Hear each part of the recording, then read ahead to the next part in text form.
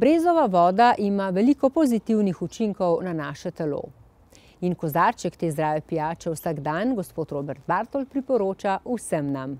Poglejmo, zakaj.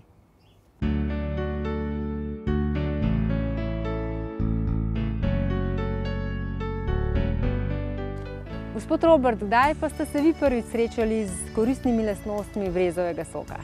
Moj prvi kontakt z brezovim sokom je bil v Arhangelsku v Rusiji, ker sem se na Severni Arktični federalni univerzi učil ruskega jezika. Tam sem se spoznal z dobrimi prijatelji, glavni med njimi je bil doktor gozdarstva in fantje so mi ponudili brezov sok, da ga probam. Ja, bil je boljši kot voda, ampak slabši od jabolčnega soka, tako da sem ga za nekaj časa pozabil. Ampak potem ste se začeli izobraževati naprej. Ja, vse skupaj je precej slučajno se zgodilo. Imam prijateljico na Skypu, Olga iz Kijeva, ki je po poklicu zdravnica, in med enim od pogovorom zaslišam javkanje na drugi strani. Kaj je narobe? Špikajo v ledvicah, prav, in morala bom piti brezov sok. No, takrat sem se pa začel za ta brezov sok resno zanimati. Takoj sem poklical Vitalija Petrika, on mi je poslal literaturo v ruščini, ki sem jo jaz prevedel, se naučil, kaj je treba narediti in potem komaj čakal marca 2015, da sem to lahko poizkusil v praksi. Ja, brezov sok ni nova stvar, ampak nanj smo malce pozabili, kaj ne? Ja, drži. Ljudje so bili tudi v zgodovini izjemno pametni. In jaz sem prepričan, da so brezov sok spoznali že v neolitiko. Takoj, ko so imeli neko orodje, da zavrtajo drevo. Ampak o temu ni dokazal.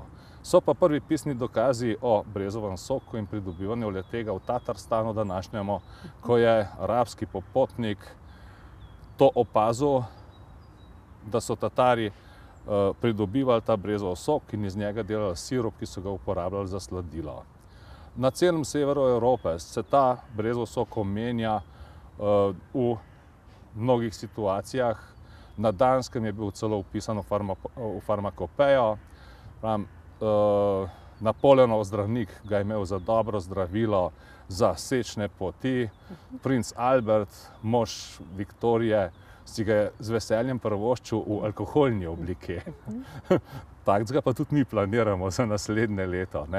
V Sloveniji pa je o brezovem soku pisal že Valvazor, v okolici Logatca, na Koroškem so ga pridobivali in seveda tudi moja soseda, ki ima 75 let, se je potem, ko sem ga omenil, spomnila, da si je z njim že umivala lase. Ja, in kakšne so vaše osebne izkušnje z brezovim sokom? Moje osebne izkušnje lansko leto so bile zelo pozitivne. Drugače se s tem ne bi začel ukvarjati profesionalno. 6 tednov sem vsak dan užival po 3/4 litra brezovega soka in tisto, kar vam moram najprej povedati, shujšal sem za 6-7 kilogramov, kar bo tudi letos potrebno. Izboljšala se mi je koža, z ledvicami nisem imel nikakršnih problemov, z jetri kot pošten Dolenc sem seveda jih imel in ti problemi z jetri so se pa izboljšali za približno 10% ob nespremenjenem načinu življenja. In komu ga potem priporočate za pitje? Predvsem ga priporočam vsem, ki jih tlačijo tegobe današnje civilizacije. Se pravi, ki so malo predebeli, ki kadijo, ki preveč popijajo. V glavnem mojim kolegom.